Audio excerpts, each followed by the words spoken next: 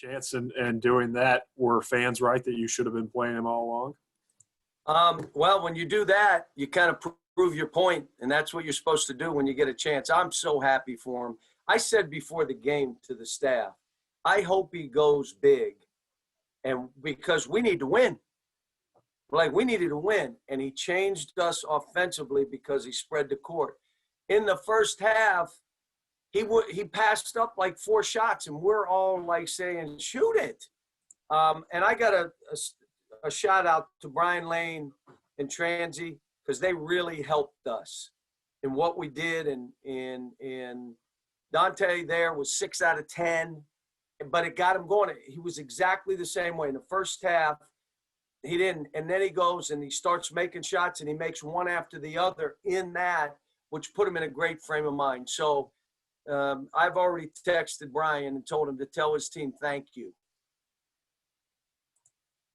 Kyle Tucker will come to you next. Cal, what did Dante do tonight that you hadn't seen him do yet? Or how has he gotten to the point that he could do something like this where maybe he wasn't before?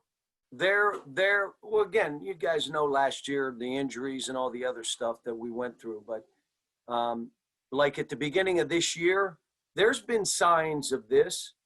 But again, you know, you're playing behind some guys that you're proving now that they should be playing behind me. He changes our team. The reason we couldn't score, and you guys all know it, guys couldn't make shots. And it doesn't matter what you run, you know, and it becomes contagious. And I'll tell you what, it bleeds into free throw shooting. So him being able to do that, I told the team after, he's earned more minutes, and some guys are going to end up having to play less. And the way we finished the game, I thought Devin was out. I was in the room. I was pacing. I probably put on like 3 miles in there, watching it on ESPN on my phone. But I thought Devin, they fought. There was a play late where he just fought for a ball that a guy had an easy basket, and he didn't give up on it.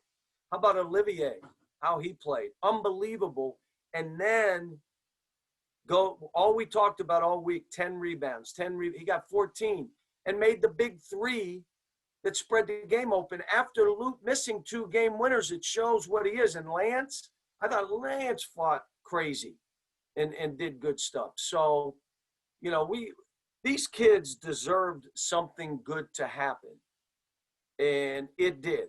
And again, you know, I know you're going to say, did you do this on purpose? Did you, you know, people say did it on purpose. Look, the first one, yes, I did. Yes, I did, because there were 2 or 3 things that happened that we weren't going to have a chance to win if it didn't change. The second one was, you know, okay, but, you know, I was happy. How about my staff?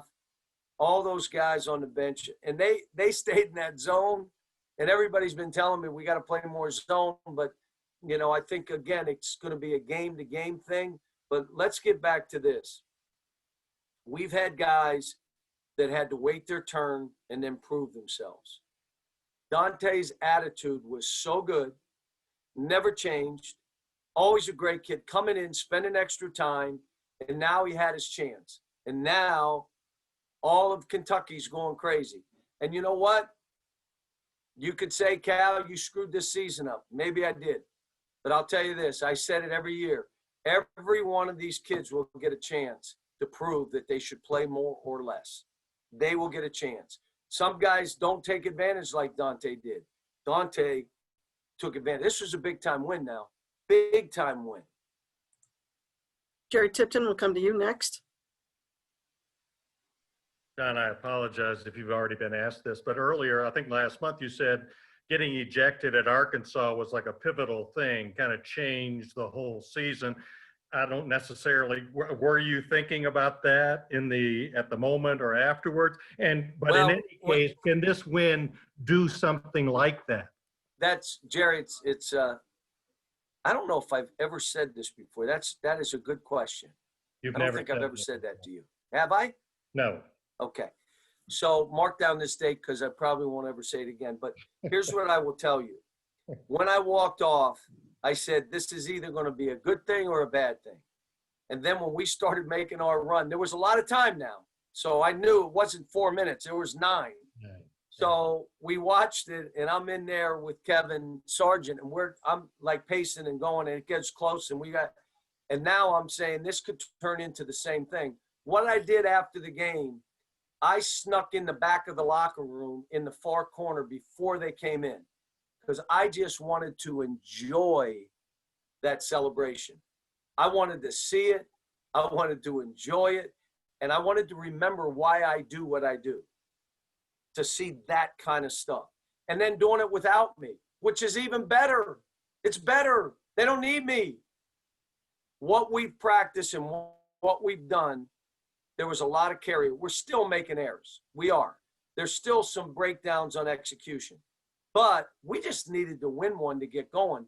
And now to start the season off, we're 1-0. All this other stuff, we're 1-0. We use preseason to get us ready for our league play. And you know what? It got us ready. Daryl Bird, you're next.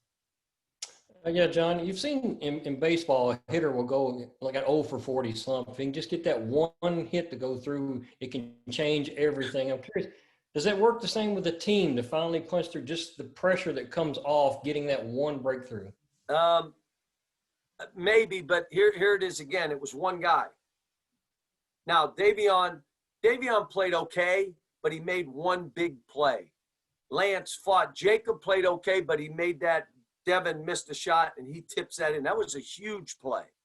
But the team changes when you have one guy that we're doing all of our stuff, and that guy spaces the court. You end up playing 4-on-4 now. But we got some other guys that got to play better. And I told them, if you fall in line with the execution, you'll start playing better as an individual player. John I don't know if Wall, that answered the question, but we had, well, let me say this. In a baseball sense, if there's nobody getting hits, what does somebody do with the bats? They go over with another bat and start whacking at the bats because no one can get a hit. And for us, it's contagious. Like Dante made a bunch, and then all of a sudden, Olivier makes one, which was the biggest play of the game to get it to where we had a little bit of a gap. Okay, time for 2 more. John Wong, you're first. Hey, John, you said you used the pre-conference to get ready for the conference. We also hear you always say that you use the conference to get ready for March. How are you preparing this team differently? Are you still playing for March? Yes, absolutely we are. Absolutely we are. I'm just watching football teams that were like 3-8 playing in bowl games. We don't know where any of this stuff is going. I'm trying to, my mission through all this, and my heart has not changed. I can't do stuff for kids that they have to do for themselves. Like Dante had to do this. He had to work his way, and now he's earned that spot. Here's what I would say. We're 1-0 in our league. Everybody that's watched us knows how close we were. And I know there are people close, our fans will go crazy and they have a right to. It's Kentucky. But everybody else is looking and saying, you guys are right there, man. You got a chance. But we needed something good to happen. The Notre Dame, the Louisville, all these, they make a bank, we miss a set. I mean, we needed something good to happen.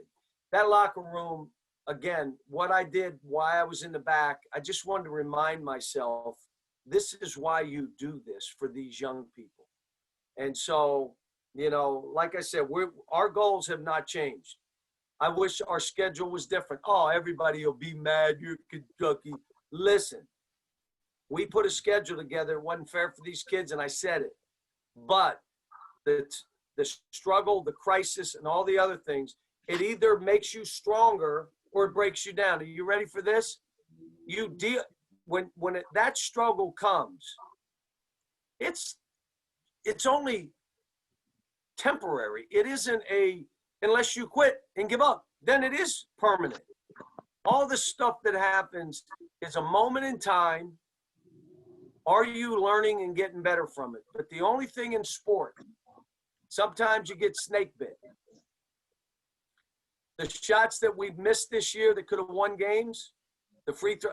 Now I'm hoping that as we finish, we start making those now. Made some of them today. Austin Miller, you have the last question. Is there any relief going on right now that you're all able to finally get a win and maybe start stacking? And what about Lance tonight? 12 rebounds, Unbelievable. hustling once again. I went and hugged him after.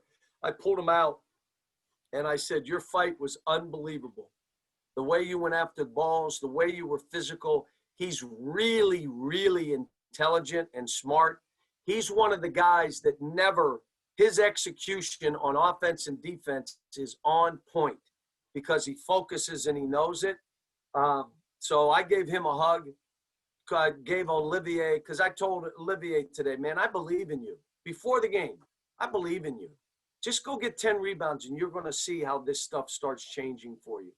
So, but, you know, I look at this for these kids and I say this. You asked me a question, Austin. If winning becomes, it's a relief. You can't do what I'm doing. You can't do what these kids are doing. Winning is an unbelievable joy.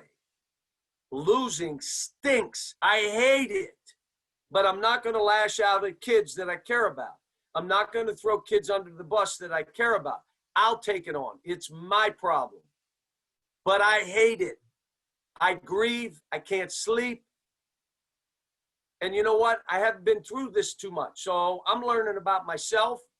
Learn about myself as a coach. I just want to make sure I stay on the mission, which is help individual players understand what it means to be one heartbeat. Get individual players to understand what you need to do to elevate your game.